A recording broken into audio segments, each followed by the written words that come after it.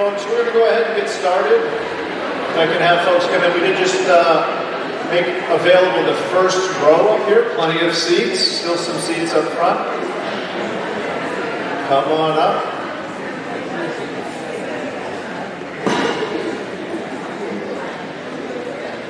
All right, we're going to get started.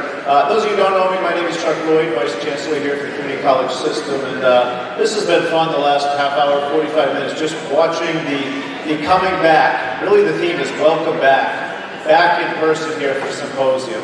So it's been a lot of fun just watching the interaction. I already understand there are some competitions going on with the bingo cards, which we haven't even talked about, and there's already some winners and prize enrollments over there. So first and foremost, I want to introduce Hector Iweka, Dr. Hector Iweka. He's going to come up, the Vice President of Academic Affairs, and give us a welcome to NHTI. Hector, please come on up.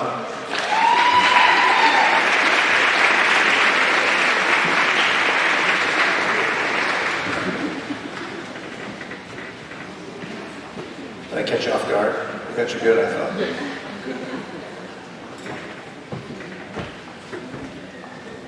Thank you, Chuck. Good morning.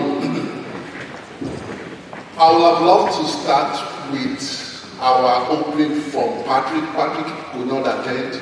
You know, he normally starts a meeting with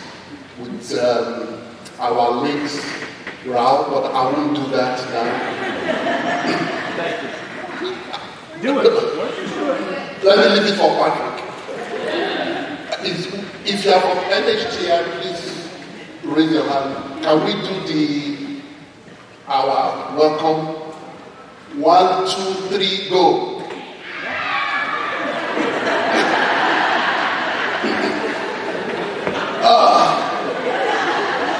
Patrick's going to be so proud. Patrick will be so disappointed with that. He will really be disappointed. I think we have to practice it better. Yeah, on behalf of NHTI, we are really excited to be here. This is my first symposium, and I was told that I think it's the first face-to-face for about 2 years now. So we are really, really excited. You know, I told Chuck I'm not going to spend 1 minute. As you go around, please always remember the NHTI smile. You know, so please, as you leave, if you're from NHTI, please tell your colleagues and give them that smile. Thank you very much.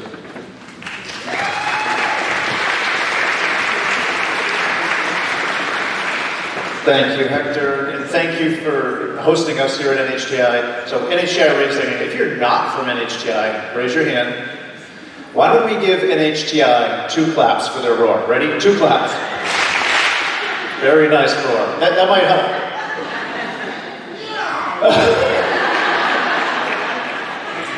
Moving right along, I do thank NHTI. This has been quite a setup for folks. I just wanted to really give a round of applause for maintenance, grounds, campus safety, IT, and media service. We can give those folks a nice round of applause, please.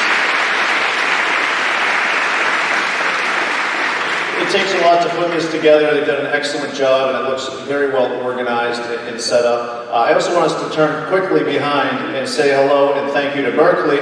Berkeley is live streaming for us up there. Thanks, Berkeley. And just so folks know, obviously everyone couldn't be here with some of our colleges staying open, so I just want to acknowledge we are live streaming this opening and our keynote, and hello to everyone out of the rest of the state. Appreciate you logging in. A couple of quick announcements from me. I'm going to turn to the Chancellor after that, and then we'll turn it to the folks that are going to really kick us off with some fun subject matter, we'll just say more broadly. A couple of things. So first I'd like to just acknowledge and thank our presidents and our senior staff from the system office as well for encouraging folks to be here. This is something since 2019, I believe this is our first time back. Cassandra said 2019. It's the first time back in person. And I think there's something special about first watching all of these relationships continue, the collaboration that's happening out there. But I really appreciate the encouragement from the presidents and the senior staff. So I'd like to give them a nice round of applause, please.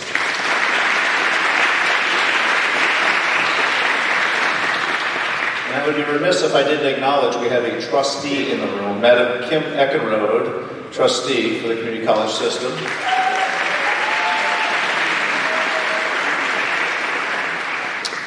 And I'd also, more than anything, like to acknowledge our planning committee. Last fall, we brought together a planning committee from all of the colleges, different roles and positions, and this is an extremely strong group, collaborative group. We even had people ask if they could jump on the committee because they heard some of the momentum. So I'd like to give a real round of applause. Anyone that's out in that hallway, Cassandra, Haley, Bonnie, Lucy, any of you, please come peek your head in the door.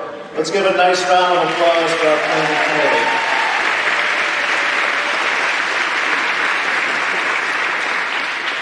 I think we're all in for a real treat today. A couple of reminders. Don't forget to pick up and fill out your New Faces bingo card. Remember I mentioned there was a competitive group, nurses. You've already gotten started.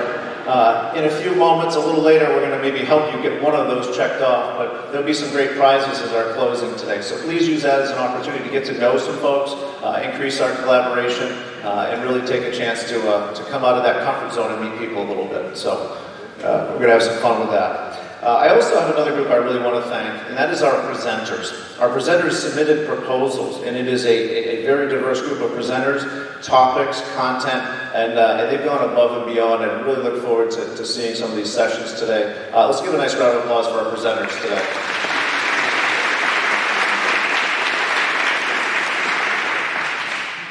And Cassandra would yell at me if I didn't mention, you have registered for sessions. Please go to the sessions in which you registered. I hope she heard that out there. Just a quick note, just after lunch, the Chancellor and I will be in Sweeney 122 in the auditorium, just having an open forum, a Q&A, bring any of your questions with you. We just want to be there to listen and learn and see what's on your minds, but also happy to answer questions. In advance, please be thinking, if you've got some questions, bring them with you. We don't have a prepared agenda by any means. We just want to be able to be available just for conversation more than anything. So we just put that as a post-lunch conversation, or you can bring your lunch if you'd like to. How's that? What I'd like to do now is bring up the Chancellor, just a few words from the Chancellor to talk about all the great stuff happening. Dr. Mark Rubenstein. Thank you, Chuck. I'm going to stay down here, lessens the likelihood that I fall off of that platform. I want to add one more expression of appreciation. It's for everybody who made the decision to be here today. I understand for some folks there's some frustration with where we stand. I just want to express my appreciation that you balanced that with the opportunity to learn from one another, spend time together. I've been here a little bit more than 2.5 years. This is the largest gathering of CCS&H colleagues I've been able to participate in. One of the rare instances for me with colleagues from across the system, from the 7 colleges from the system office. And I really do appreciate the opportunity for us to be here together because it's how we do our best work.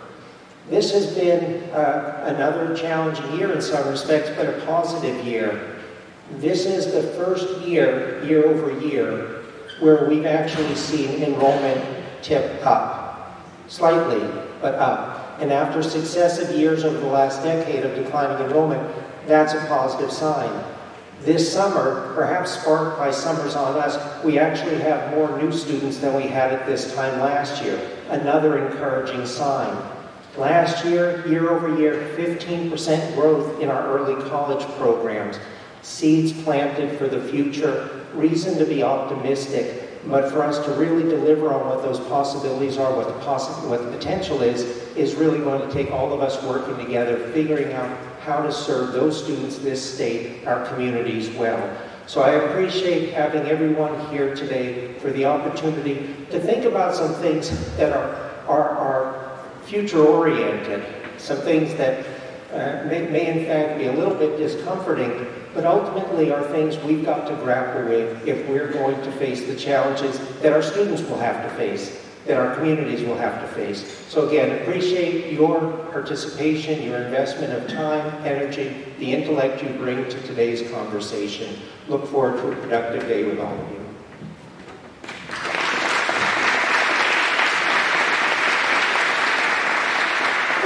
Thank you, Chancellor Rubinstein.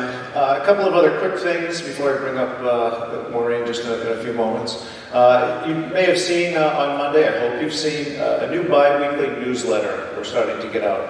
When the Chancellor and I visited all the colleges and your town halls, we heard just sort of this openness, communication, transparency. We said, geez, how do we find a way to do that? So this is one way we have tried to look at that between Director Shannon Reed, Cassandra and I, just looking at a method to say, every other week, why don't we just talk about some of the strategic initiatives, some progress we're making, trying to get that information out system-wide. So we welcome your feedback. It's one way we're just trying to get information out. I don't put read receipts on it, so I don't know who reads it, but if you do read it and it's good information, share that. If it's something you say, you know, geez, if you've done something different with that, welcome feedback as well.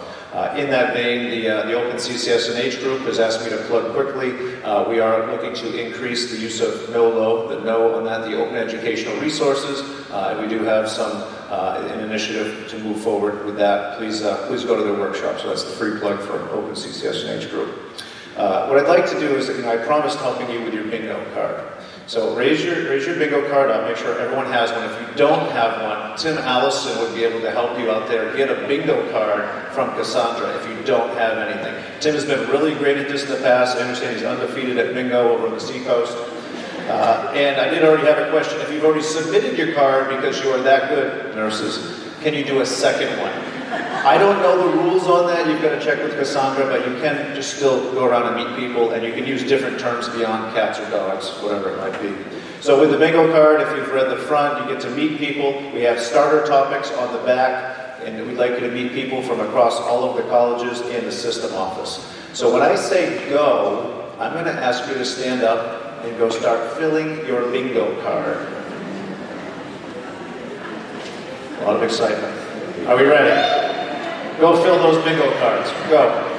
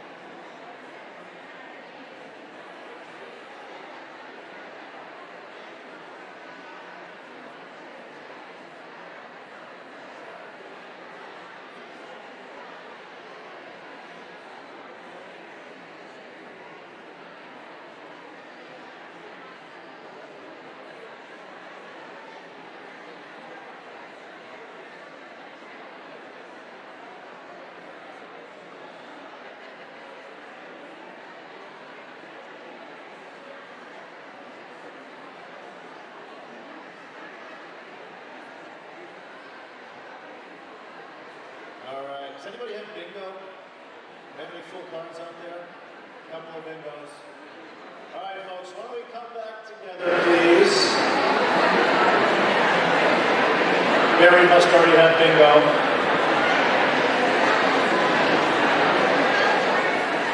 Chris Allman has bingo. That's great. That's great. Nick Nutting has bingo. Very good. Very good. Alan Lindsay must have bingo.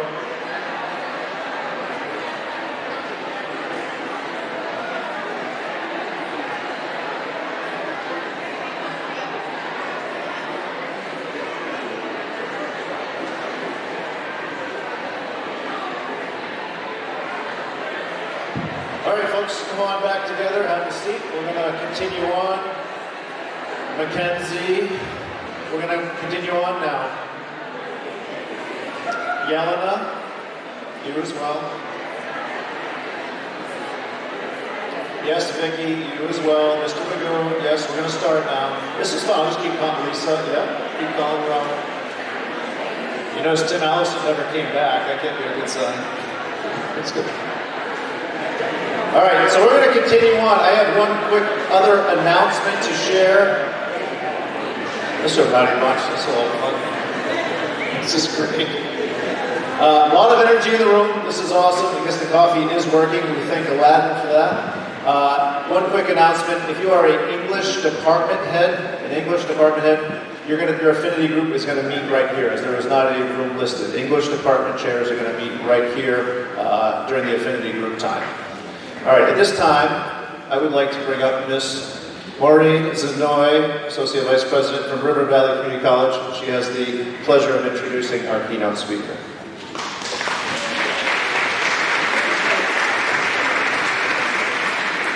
Good morning. It's my pleasure to introduce our keynote speaker, Audrey Ellis. Audrey is the founder of T3 Advisory, a boutique consulting firm dedicated to helping institutions of higher education and supporting organizations navigate the fast-changing landscape of technology, data, and student success. With over a decade of experience spanning education, technology, research, community college administration, and institutional effectiveness, Audrey brings a deep understanding of the challenges and the opportunities facing higher education today. Audrey is here to share her knowledge, insights, and strategies with us, drawing upon her extensive experience in the ever-evolving world of community college education. Please join me in welcoming Audrey.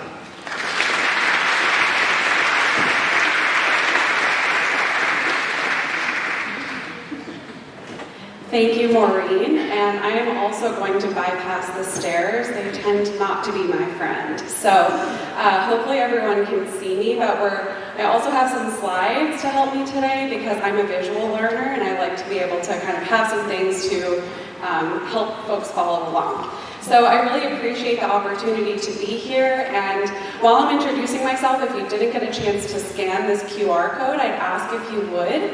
We're going to be talking about AI today, and I'd love to get your first impression or reaction around AI before we go too far. So I'll just give you a minute to scan that, and then I will introduce myself. I feel like I should be posing for a photo. I know you're scanning a QR code, but... All right. Oh, we still got some... When the cameras start to go down. Okay. So we're going to be able to see a word cloud here. And while I'm getting that pulled up, let me just tell you a little bit about myself, but I'm going to be multitasking, so hopefully that's interesting. So I'm Audrey Ellis. Maureen, thank you for the introduction, really kind. I've worked in the community college space for my whole career, extremely passionate about access and equity, and I believe that community colleges are an incredible opportunity for students in our communities, and so I'm really honored to be here. I am a Massachusetts native, so not too far away, and I've spent a lot of time in New Hampshire. Chuck told me to mention that I like hiking. I've done the presidentials with my dad. I love skiing up here, so it's great to be spending time with you all, and thanks for having me. I have dabbled, I guess you could say, maybe a little more than dabbled, in generative AI in the last year or so. So I'm here to talk to you about this new technology today. And it's a little hard to read, but I'm going to share this and follow up because I hope that folks will be interested in seeing one another's perspectives and impressions around AI. I can see, I'll just read a couple of these out. I can see creative endeavors, students cheating, fake images, helpful assistant, appropriate use, students on boundaries, nursing students, ChatGPT, chatbot, AI art. So lots of really interesting examples here, and really what I want to illustrate for you is that there's really a spectrum of perspectives when it comes to AI. And I have a couple of different perspectives myself, and so you might find that when it comes to some applications of AI, you feel one way. When it comes to others, maybe you feel differently. But I want to make sure everyone's on the same page about what I mean when we're talking about AI before we go any further. So AI stands for artificial intelligence. And you do not have to be a computer scientist to understand and use AI in your day-to-day. And that's what we're going to talk a little bit about today. AI has been around for quite a while, I want to say decades, in different types of formats that have recently become popular in the media. So tools like, I'm scared to say the name Siri because I don't want everyone's phones to start saying, yes, who's talking? But you know, her, Alexa, Netflix, for example, making recommendations on the next TV show you should watch. Spotify has a new thing, Daylist, it recommends music for you. These are AIs in a more traditional sense, artificial intelligence that's designed to execute a very specific task within a specific set of parameters, right?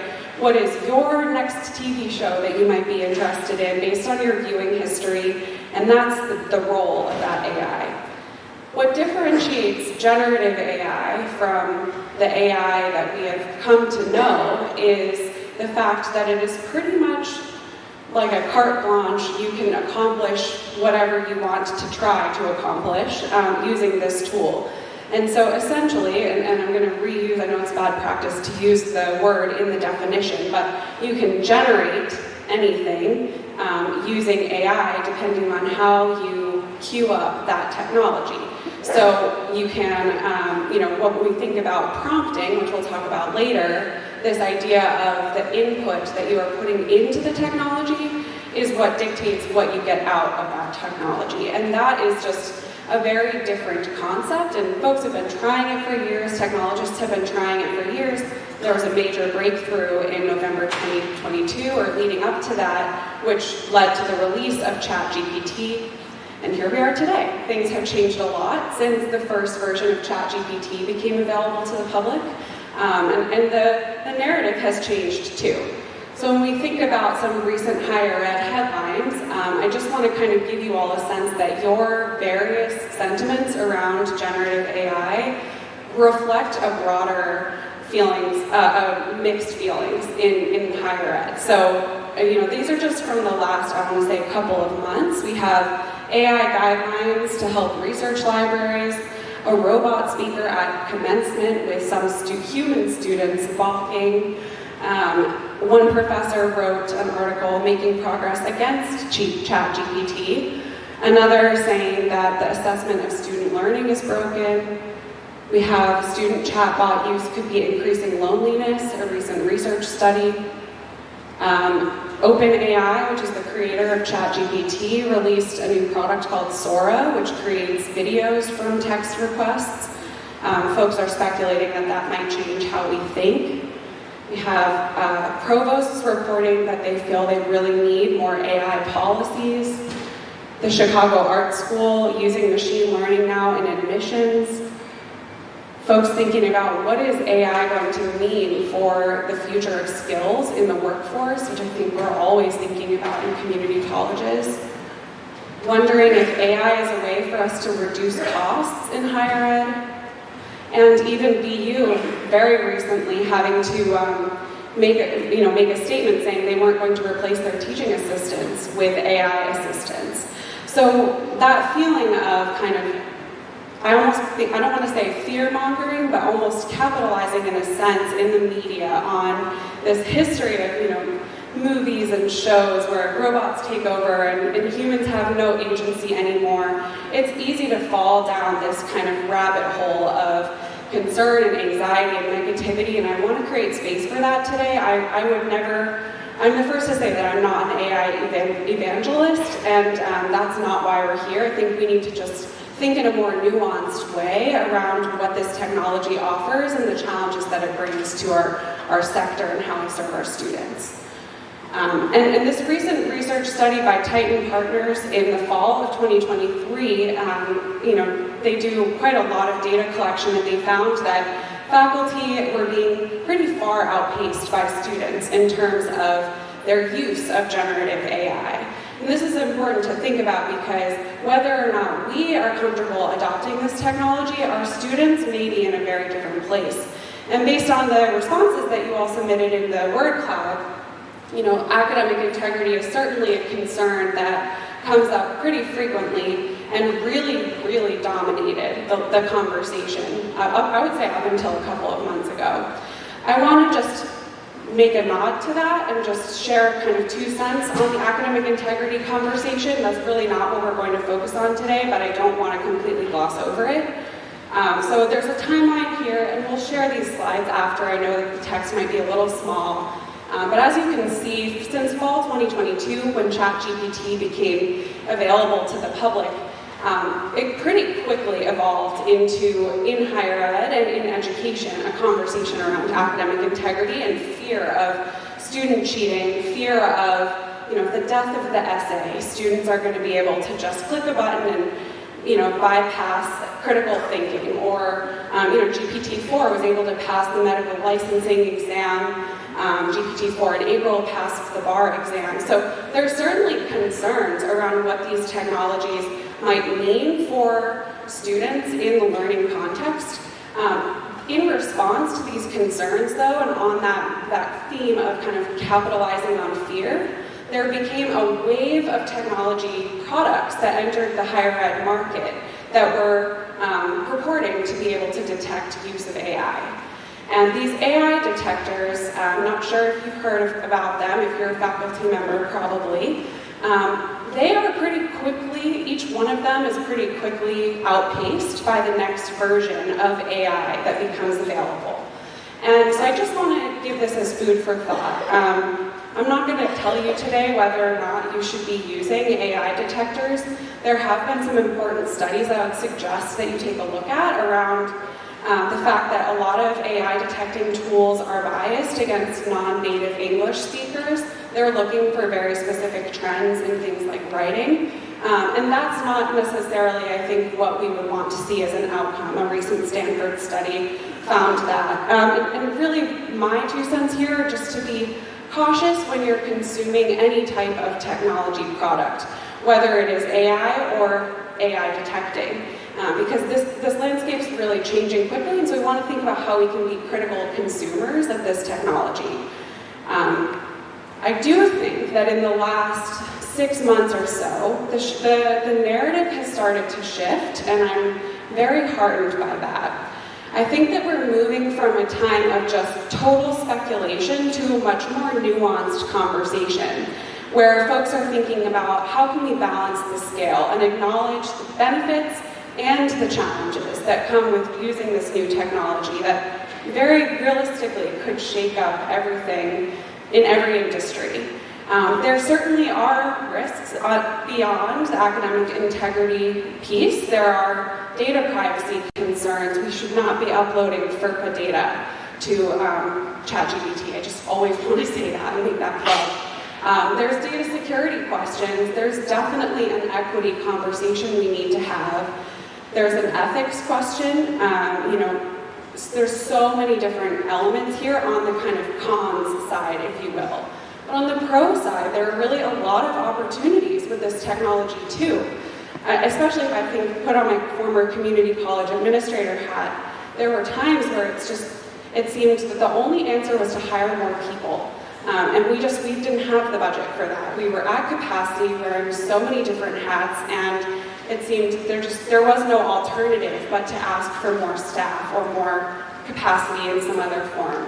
I do think that there's some opportunities here to address that differently in the future, or at least chip away at that being the only answer to respond to our capacity issues. And that might be through things like personalization. So I gave this example to some folks yesterday, but I didn't love math as a kid, and really struggled actually with it. I couldn't connect with the material. I didn't particularly care about the ladder and its hypotenuse against the side of the house, trigonometry, for example. And I think now about, we know with developmental education students, they are oftentimes, having to take classes that are not feeling connected to what they want to do in their career. Maybe they can't see the direct link to what they want to pursue, and it can be tough to kind of really connect with that material. So one example, and there is no product that I'm aware of that does this yet, but I like to imagine what the uses of AI might be.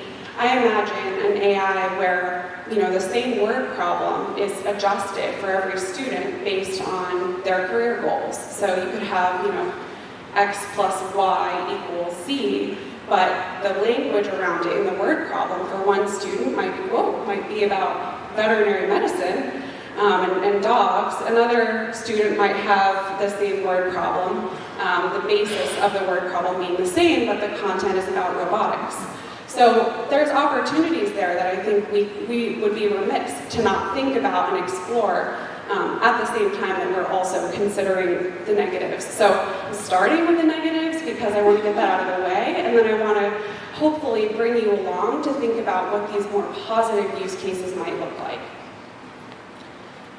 Before we do that, I also want to speak on this equity aspect briefly. I'm the co-chair of Complete College America's Council on Equitable AI, and I'll talk a little bit more about some of the resources that we've been publishing, but we do have a pretty strong stance on AI and the potential for it to be either a source of potential more equitable outcomes, whether it can break down barriers for students, help them through a personalized experience in their degree, or if it could become a source of a divide, where students who perhaps are not getting exposed to this technology find themselves falling behind, becoming less compatible with the expectations of the workforce of the future.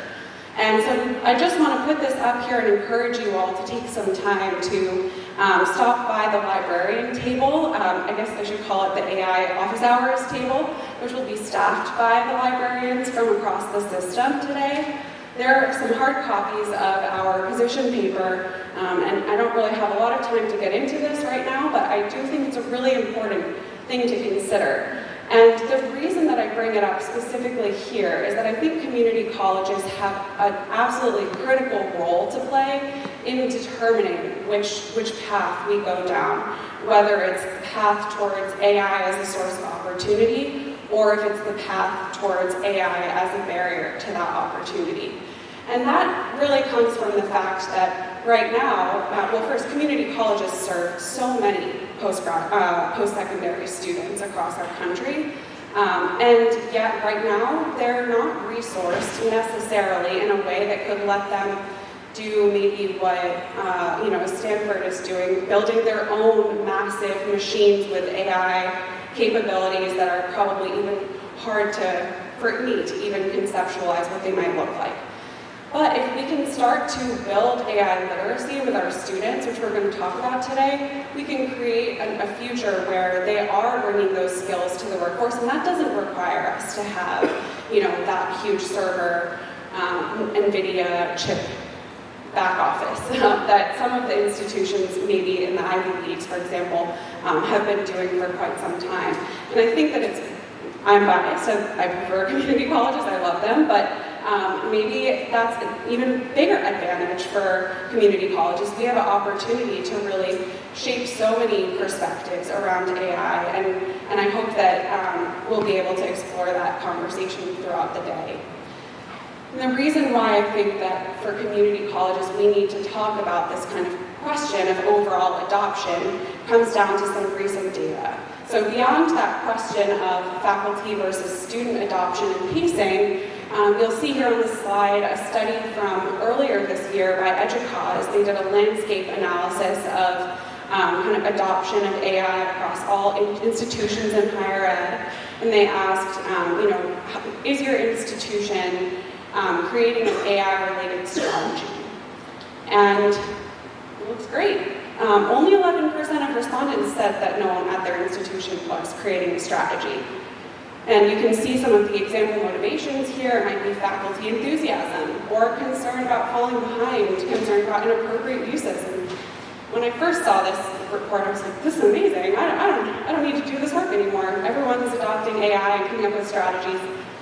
And I went to the methods section as a researcher, and only 13% of the respondents that even participated in this study of thousands represented community colleges. So we don't really have a good sample right now of what community colleges are doing when it comes to the adoption of AI.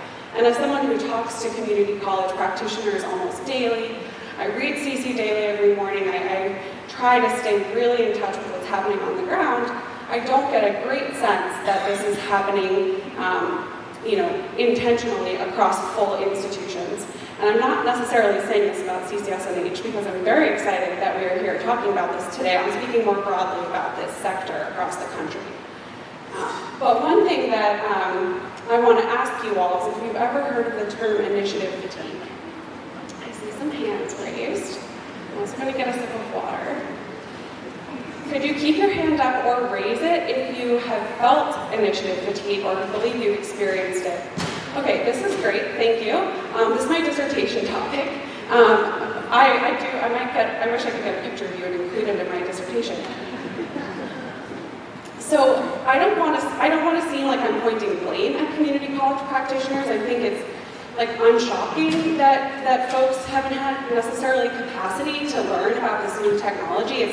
It's intimidating. Up until like a year ago, it wasn't something you could just chat to and use. You had to know code. You had to know how to, get on the technical side, go in the back end of AI, and use these technologies. So, the chancellor mentioned the last 10 years of enrollment decline, and congratulations on seeing an increase. But community college practitioners have been experiencing basically 10 years of, for lack of a better word, scrambling to try to address the fact that enrollment was declining, which often has resulted in the introduction of new initiatives, which are not bad inherently. It just can be exhausting to experience one new initiative after another. And this is some of the kind of emerging data from my research, but this is an analysis of how frequently you see the words initiative fatigue in higher ed literature. And I'm not sure how well you can read it, but you'll see that it kind of spikes a couple of years after the concept of guided pathways became common, and it declines during COVID. I think unshockingly, everyone was just very much heads down, thinking how do we get through this moment, and it's taking back up. And so personally, as someone who's interested in AI, I was the person who begged my parents for a laptop. I love downloading the new apps and trying them. I don't particularly feel fatigued by new technology, but I see a future where AI just feels like the next big initiative that you're being that's being maybe forced upon you, whether or not you want to use it or learn about it or not. So this brings me to kind of what I want to share with you today. We're going to talk about a little bit of practical tips now and some more practical tips in the other two sessions. But I do think that we're on kind of a path towards needing to make a bit more of a decision. And as community college practitioners, I want to kind of suggest to you that there are two paths we can go. We can take the path of option A, where generative AI is treated as a discrete initiative.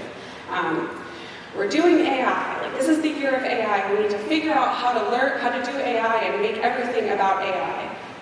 Some schools are taking that approach. Maybe they're creating a center for AI and it's everywhere all the time.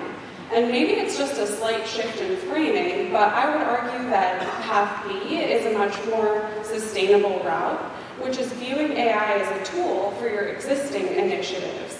And a tool that actually, because of how much this technology is improving every day, probably takes 1 to 2 hours to get pretty proficient with using. And if you have tried using ChatGPT already, hopefully this rings true for you. It takes a tiny bit of practice, but not much. And I think that once you kind of start exploring how you could leverage this technology in your day-to-day, you might find that this will save you time in the long run and help you just do the things that you're already trying to do, that to-do list that maybe is in the back of your mind, maybe is in a planner, a little bit more quickly and efficiently. And I want to say something about the efficiency piece. We're going to talk about that a lot today, and I don't want to imply that you are not currently inefficient, or that you are currently inefficient. That was a double negative. What I'm trying to get at is we have a new baseline because of this technology. There's a possibility where us being our most efficient self in September of 2022, before ChatGPT came out, is just not the same as where we are today because of the resources we now have access to and that we could use in our day-to-day. And so I just want to make it very clear, this isn't like a knock on anyone's very busy schedule. And I know what it feels like to wear so many different hats, and hopefully we can start thinking about what those practical use cases might look like. And to do that, I don't know if this, I love to kind of hate this concept, but I love the phrasing of administrative drudgery. I would ask, well, I was going to say raise your hand if you love paperwork, but I don't want the one person who maybe does to raise their hand and feel singled out. I guess who comes, I feel like, and this is anecdotal, but I have a sense that we did not choose to work in the community college sector because we love paperwork. I'll just leave it at that, and if you strongly disagree, we can talk about it later. But I think that most likely we came to the community college sector because we want to make a difference. We want to serve students in our community. We want to spend time interfacing with people. And unfortunately, in our current day-to-day, where often there have had to be kind of roles combined or more tasks taken on by individuals, we can find ourselves spending a lot of time doing that administrative drudgery. That might be drafting a charter for a new project or a new committee, or, which by the way, that would take me and my institution sometimes like 4 months to get everyone on the same page just to kind of convene around writing a charter. Or maybe it's just sending the constant, influx of emails. What I want to propose is that if we use generative AI in the right, not the right way, but if we use it in the way that I'm suggesting, we might be able to both reduce the amount of time that we spend on administrative drudgery, but also just naturally become better at providing quality student support because we can be more present. I'm not suggesting that you need to now fill in all those hours with more tasks and more committees and more projects. What I'm suggesting is that perhaps by being slightly less fatigued from initiatives and paperwork, we might just be more present, we could, enjoy our personal lives more, and that, I think, will make us better community college practitioners when we're working with our students. And so there are 4 main kind of categories. This is from an EDUCAUSE publication. They put out a lot of great material on AI. And these are kind of the 4 buckets, if you will, around some of the main applications for artificial intelligence right now. These are dreaming, so helping you think. As a small business owner who never planned to be a small business owner, very helpful. I did not know what I was doing when I started around writing a statement of work or drafting thinking about accounting, things like that. Great thought partner. Drudgery, lightening your load. So thinking about, like I've just mentioned, how can we cut back on some of the time we need to take to maybe draft that charter. The first batch, everyone's going to tear it apart anyway, so let's just get the first part out of the way, make a draft, and start editing that instead of taking several months to get that first version going. Design, so building your content, especially if you're thinking about recreating iterations of the same content. An example I love to use is making 2 versions of a syllabus. I know there's a universal design session later today, plugging in the criteria for universal design and saying, update my syllabus to have that version of it. You can then compare and contrast, decide if you're going to integrate those. I don't know, I think that the thought of having to redesign all of my course materials would be pretty daunting. And this might be a way to start chipping away at that without feeling like I need to carve out 3 weekends to sit down and manually edit all of my materials. And then development. So this is a little bit more on the technical side, but we even think about how we can use AI to create things like project plans. Oftentimes we're just managing so many different projects, so many different initiatives, that it might be beneficial to have something that can help us think 6 steps ahead. What might I need to start tackling and planning for? Where in the past we would be guesswork because we haven't tackled that type of project before. In my research and writing with Complete College America, we've taken that kind of, if you think of those as the functional types of applications, we've then kind of crosswalked those to these 3 operational areas within an institution. So teaching and learning, the student experience, and organizational effectiveness. I certainly do not have time to go through 170 use cases of generative AI in higher ed for college completion, but that's okay because there is a publication that you can download for free, which I'll put the QR code at the end, and if you want to stop by the office hours table, you can check it out, the hard copy version.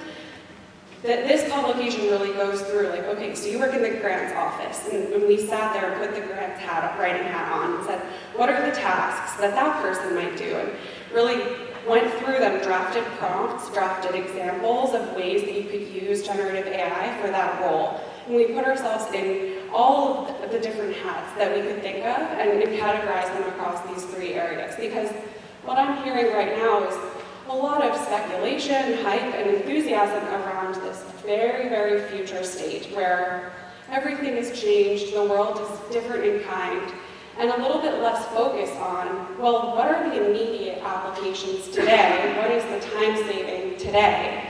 And that's what I want to encourage you all to think about right now, because I think we need to be planning towards the future, but we also don't want to lose sight of the opportunities for us in this moment.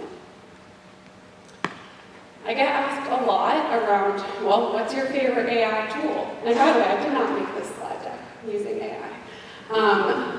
Which is no shade if you do make slide decks with AI. I feel like if I'm going to stand up here and talk with any sort of confidence, I need to know what I wrote. These are kind of the 3 most common tools, ChatGPT, Claude, and Google Gemini.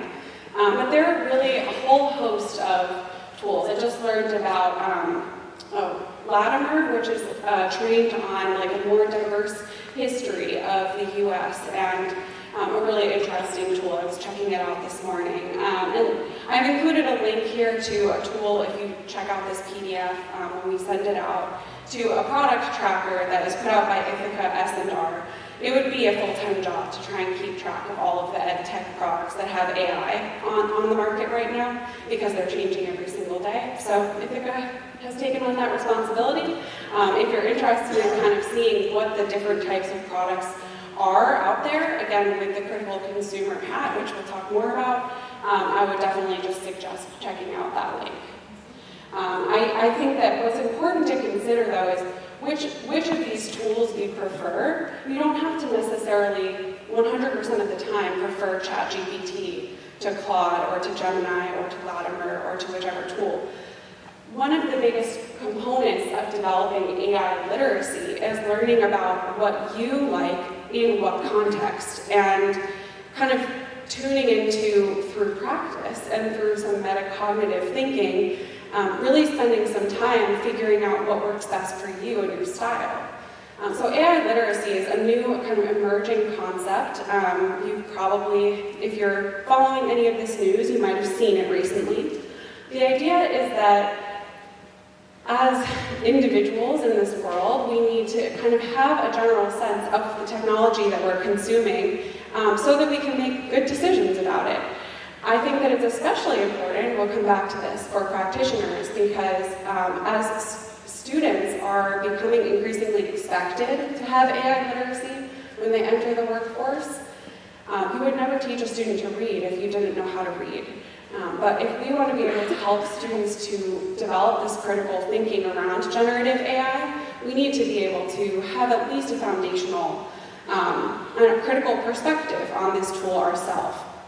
So these are kind of the 4 main elements for me of AI literacy. There's different versions of this, and I think it depends on who you are and your preferences, but I think that it's important to have just a very basic understanding of how AI works, and I think this is probably the most important, to have personal experience with AI that you can recall and use to kind of inform your future decisions about how you're using it. And that includes the benefits and the pitfalls of AI. So seeing, like, firsthand, wow, that was a terrible response. It's not very good at doing this task, or it doesn't do well when I ask it to do something like this. Being able to recall that, or Claude is really good at using this, but ChatGPT is not. Being able to start differentiating between those is a very important skill. And again, it really only takes like an hour or two. I don't want this to seem like it's a very intimidating, and we'll talk about this a little bit more, but I think that the other two here, and particularly number 3, is really important to point out, because I've had some really interesting conversations with faculty. We've talked a lot about how we want to encourage students to think before they do assignments about, well, is this a good opportunity to use AI, or should I use my brain? And I think that we need to think about that ourselves so we can help students make that decision. And as I mentioned, I'm writing my dissertation. I am paying out of pocket for my doctoral program. I feel very, very motivated to learn from this degree because I'm paying for it. And I don't really want AI within a 10-foot pole or radius of my dissertation. I want to feel like I did that work and there's no question about it. And so I like thinking about how I'm putting my own student hat on, because I can wear that hat, and thinking, well, maybe if I did use it to review my consent form for my research process, because I wanted to make sure it was user-friendly and readable, but I don't want it near my actual writing, because those are my ideas, and that is kind of my creation, if you will. And so being able to think about, in practice, why would I or would I not use these tools, I would argue is potentially more important right now than AI detection, because students are already outpacing us in terms of their adoption. I think we still have a limited window to try to infuse these skills and this critical thinking about, if I use AI, how can it help me? How might it hinder my learning? How might it hinder my critical thinking? Or how could it be an opportunity and a resource for me? If we kind of let them go unchecked, I don't know if anyone ever checks like Reddit or TikTok, but I actually like looking at and searching for AI on those channels and seeing what students are saying, and a lot of them are, have no idea what their professor thinks about AI, and they want to know, are scared to ask. They're going to go in whatever direction they decide is best. We still have an opportunity to help guide them in making their decisions about that. Just a couple of words about prompt engineering, because that's a really big phrase in AI right now. I pulled this screenshot a couple of months ago. I'm sure that the number is higher, but if you just Google prompt engineering courses, there are almost 200 million responses on Google, or results. I just want to say, you do not need to pay for a prompt engineering course. You should not pay for prompt outlines or templates. I've heard that this is entering the market, and I just want to tell you, I think it's a scam. So I hope that you will not kind of go towards those paid routes, because there are abundant free resources available about prompting. And so that's just kind of my 2 cents on that, and I'll give you kind of my quick tips on writing a prompt. And just again, for definition's sake, prompt engineering is that idea that if you put garbage into the AI, you will get garbage out. And so since we are trying to generate content, the quality of how we prompt it to generate content will dictate how good the outcome or the output is. And so I have 3 tips for effective prompting, and I will also say it's possible that prompting just becomes irrelevant in a year or in 2 months. It's hard to say, because AI is getting so much better. But for now, I do think it is important to have just a little bit of practice and confidence with writing prompts. They don't need to be fancy or really robust. They can be pretty simple. And I don't want them to be, for you, kind of like a barrier to trying to use these tools. So first, I like to pause before I launch into my task, and I try to set a goal. which as someone who's pretty fast-paced and sometimes multitasking, I've actually found I've gotten better at doing this in every part of my life now that I use AI, because the worst thing that happens is when you ask someone to do, like you ask maybe an intern or a direct report or something to do a task, and you are very vague, maybe a student, and they come back with the exact opposite of what you were wanting them to do. You don't want them to just kind of like launch into a task and not ask for feedback or more detail if they're confused. So by first deciding what our goal is for using the tool, we can make sure, again, pause and think critically, is this even a good use of AI? Like, can I do this myself and would it be faster than writing a prompt? Potentially. But then also, okay, I have a goal, but how am I going to describe it to someone else? And not to anthropomorphize AI, though I think that's happening quite a lot these days. If you do imagine that you're telling someone else or asking someone else, an assistant or someone to help you with something, and think of it in that way, I think you'll find that it's a lot easier to get better quality results when you're using these tools. My second piece is to always ask the tool to ask you for clarifying questions before it answers. So again, instead of hitting enter and it just starting to respond, you want it to actually say first, actually, can you clarify these 3 things for me? Did you mean community colleges in the US or access-oriented colleges across the world? Did you mean this or that? Did you, going through that. And what you'll find is that will often catch the details that you forgot to write in your prompt, or that you might have forgotten if it was a theoretical person to tell that person. And then finally, don't settle for your first output that you get, the first response. You might have, what ChatGPT sends back to you might be like 50% of the way there, or 75% of the way there, but you can give it feedback. You can say, I don't like that answer, do better.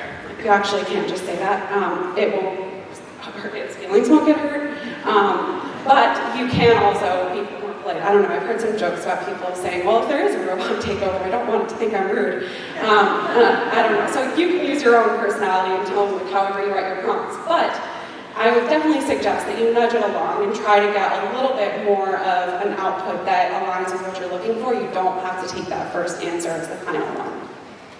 So this is pretty small, but there's an infographic online that you can download on my website for free that has, I think of it as Mad Libs. So does anyone remember Mad Libs? Yes. So here, I got a little bit smushed, but it says, I am, you are, I want you to, my goal for this conversation is to, I'm going to provide you with, you will follow these steps. And each of those kind of blanks is a verb or an action, which is a verb, or a noun, whatever, and you fill it in saying, I am the director of institutional research, and you are an analyst on my team, and I want you to come up with a survey for our faculty, and because my goal is to understand their experience with AI, I'm going to provide you with a list of things we've already done at my institution around AI, and I want you to follow these steps. Ask me clarifying questions, and then maybe access best practice research about survey methods, and make sure you're reading that before you draft this survey. And if we take just this quick approach, you can get a pretty good output on your first try. But again, we don't need to settle for that version. So we'll do some practice rounds of prompting in the other sessions, and you can also stop by the office hours table to log into the ChatGPT Pro and Claude Pro accounts that CCSNH has purchased for today. So you can kind of check this out and figure out how you might do this. And you can also stop by your libraries on your campus for the rest of the month to log into those Pro accounts and use them and maybe spend an hour getting a little more comfortable. So the next thing that we have to tackle, right, let's say that we're great at prompting now, is figuring out how we're going to help impart that AI literacy on and with our students. And I guess if I could give my 2 cents here, it's that we're in a really unusual moment where we're kind of students too with AI.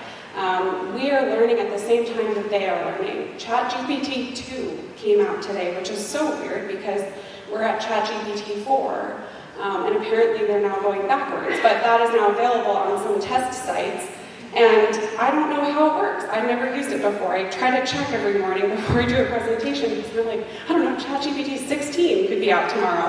And everything I say will be irrelevant. So I think just treating students as fellow learners in this moment and kind of being humble about the fact that none of us can really truly be experts right now in this, and we can co-create this literacy. We can co-create what the role of AI is within our classrooms, within our interactions with students, I find is a really meaningful way to build this capacity with them and with ourselves at the same time. You might learn a few tips from them too. So I just want to kind of briefly close here, and I want to spend a little time with some Q&A. But I do have in the efficiency session later today, or productivity, whatever I called it, this idea that we need to be thinking about the near term, the medium term, and the long term at the same time when it comes to AI.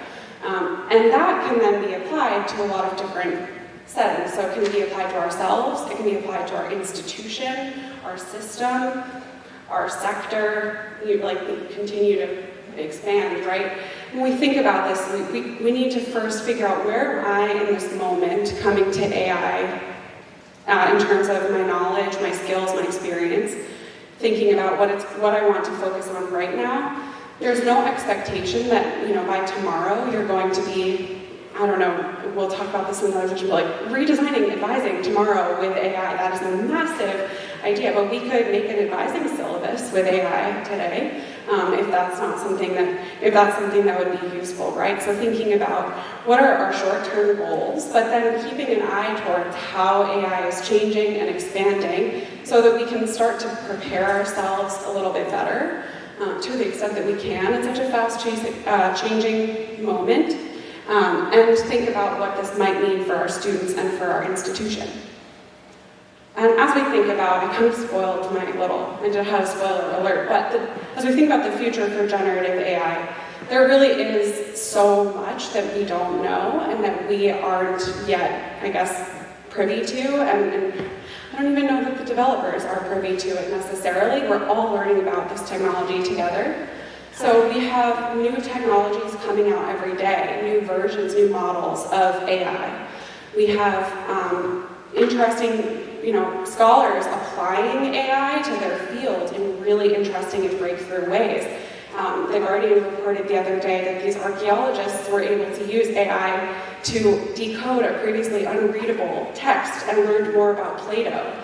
You also have ChatGPT, or OpenAI, which is now partnering with CRISPR to come up with new gene editing tools, and thinking about what might this mean for science and for health and every industry. There's implications, and I want to leave you with that because as community college practitioners, we are helping to shape the future workers in all of those industries. And so again, helping to impart that critical thinking is so important. And who knows, we have apparently ChatGPT today, but we may also have ChatGPT 5 in the near future, which I couldn't tell you what that would look like because it's not here yet, but there's lots of speculation. So I guess my last kind of advice or thought here is that we think back to this idea of initiative fatigue and the constant change that we're facing in our sector and really just in our society more broadly. One thing that at least helps me not stay up all night worrying about this moment is to keep bringing it back to the why for me, which is the students and the people. And if we can continue to center our kind of learning about this technology and our experience with this technology on and anchoring it to the reason we're here, which is to help our students, to support them, and to be good colleagues, be good community members, I think that we'll be able to not just weather this moment, but thrive in this moment. I have a lot of faith in that. And, these are just some recent examples of articles that have given me a lot of hope, thinking about what does this mean if we could use AI to help students learn, if we could use AI to think about in each of the different programs, what are those competencies and not just the computer science ones. So I want to leave you with that, as well as a reminder, did I hours. I would really encourage you to stop by the office hours, and you can scan this QR code to download these free resources.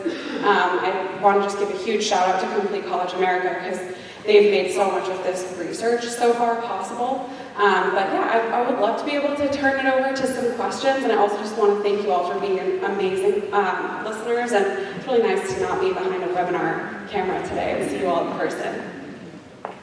I think we're going to pass around some mics. I'm going to have a sip of water. Yeah, first of all, let's give a nice round of applause for Audrey.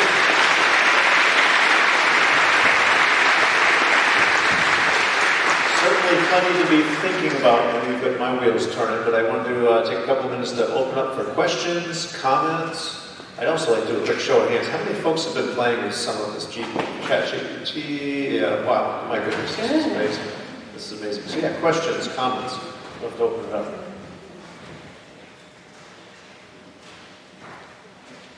We've got it all figured out. Tell me everything you know then. Tell me everything you know. Finish writing your dissertation for you. Yeah, great. Question in the back. What's your voice? I have a lot of high school students in the START program. And the high school kids are way worse at this than the college ones, but they have been cheating like what using this stuff. And I think as educators, we all understand if we read enough of our students' writings, we kind of know who's writing it. So, I mean, it just got so bad, I put an answer to one of the questions in ChatGPT one time and said, was this generated using AI? And he said, yeah, I wrote that.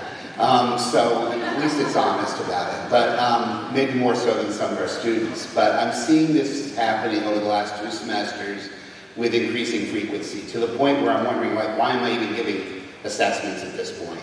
So if you could maybe speak to some of that and maybe some tips on how we can start, having them use it more as a tool than as a cheating device. Yeah, absolutely, and that's a great question. I would actually say that ChatGPT totally lies. So it is possible I didn't write that. It will hallucinate, and that's actually a really kind of big indicator, is if there are factually incorrect statements or hallucinations in an assignment, that might be an indicator to you the student didn't read their work and have the ability to discern truth from fiction before they submitted it. So definitely hear you there, but also, again, I think that I love that you're focusing on how can we use this technology and encourage them to use it as a tool and not just like bypassing the point of being in school. And I also just want to first just say I am not a professor and I am not a faculty member, and I have so much respect for faculty who are trying to navigate this moment. And so the suggestions that I might have are things that I've heard from speaking to other faculty, but I don't want to be presumptuous here.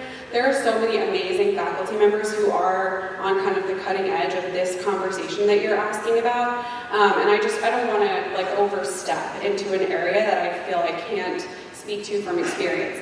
I can give a couple of examples of assignments that I've seen that have been really interesting and I've heard great things about that faculty have done with students where they treated AI as a tool rather than like a restricted technology. One of which is, I know an education professor, and he divided his class into 2 teams or groups for their final project. He asked them to co-design like the ideal high school based on everything they've learned in the class that semester. And one group was allowed to use AI and was encouraged to, like it kind of expected to use AI. The other group was told, do not use AI and use everything else, resources, the internet, whatever, but just not ChatGPT or AI. The non-AI group actually won the competition. The professor made the vote and he was like, I swear I didn't stack it towards that. I wasn't trying to teach that lesson. It was open-ended. We'll see what happens.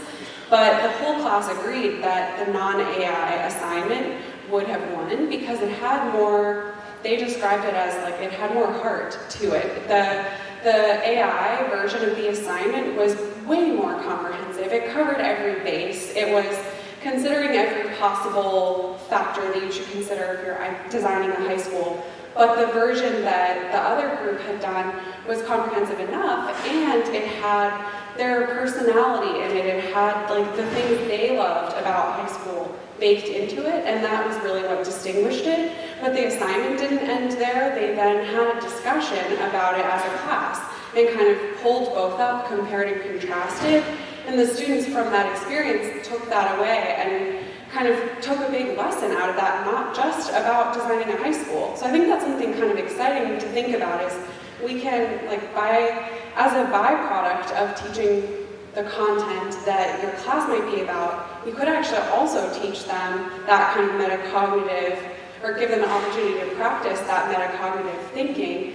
And I just always think back to when I was in school, and we know metacognitive exercises are best practice, but in the past there haven't necessarily been a lot of great ways to infuse those into courses. And I remember doing like peer reviews of essays in middle school, and I hated that because I didn't want to tell my classmate that I had critiques on it, or I didn't really want to get feedback from my peer. There was the whole social dynamic, and that was really the only example I can recall. But now we can kind of, without any judgment, that again, it's not a person, it's just a technology, we could create opportunities to kind of do constructive criticism of the outputs of this tool while on the theme or the topic of your course.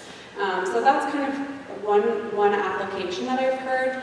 I'd encourage you to continue this conversation among your colleagues, but I think that it's a very complex one, and I don't want to, presume to be able to answer all of the questions about it. I hope that's all right.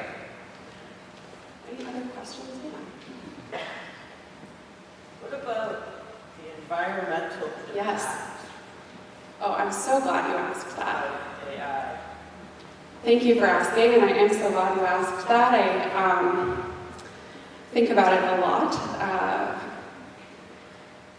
I listed it on the pros and cons and didn't know how much time we'd have, and I'm not an expert on climate change or on the technological impacts of AI by any means.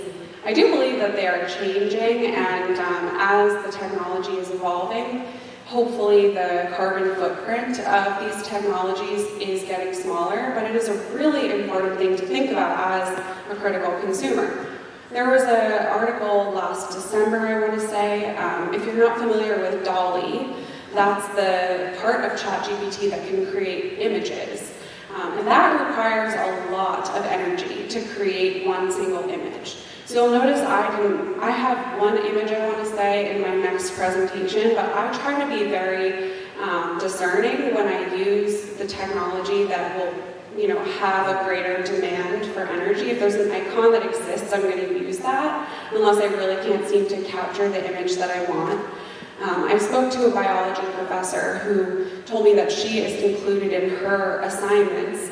If you want to use AI, first you need to do this little side project to research the carbon footprint of using this technology to help them kind of think through, well, it seems maybe it's in the cloud, but the cloud isn't just like this non-existent thing up there. The cloud is maybe server farms that require a lot of water to cool them down, or electricity to power them, and that has a really big footprint. And on the equity angle, it often is in communities or in proximity to communities that are, the property is more affordable, and that often correlates with populations that community colleges serve and that are often under, supported throughout the rest of our society. So it's a really important conversation. I'm, again, not an expert, but I'm glad you raised it. It gives me a second to kind of go on a spiel about that, but I would really encourage everyone to do some research on that. I think it's not necessarily a reason to not use it at all,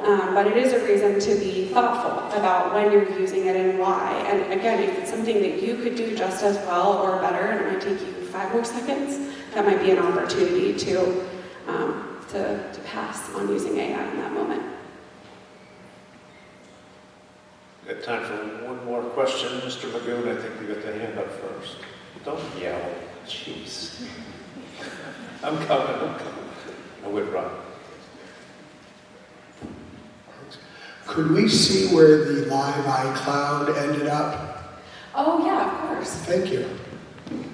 I'm excited to check it out too. I was checking it, refreshing it before we started to see if anyone had proactively put in any responses. Let me just refresh this. I don't know if it's live refreshing. 200 responses. We have impersonal as the largest. 35 respondents, in 18%. Tool, chatbot, appropriate use. A lot of references to ChatGPT. Students on boundaries. I'm sure there's more answers than it's visually representing there, but I will absolutely send it in response or in follow-up too, so everyone can see the results. And thank you for participating. Awesome. Let's give Audrey another nice round of applause.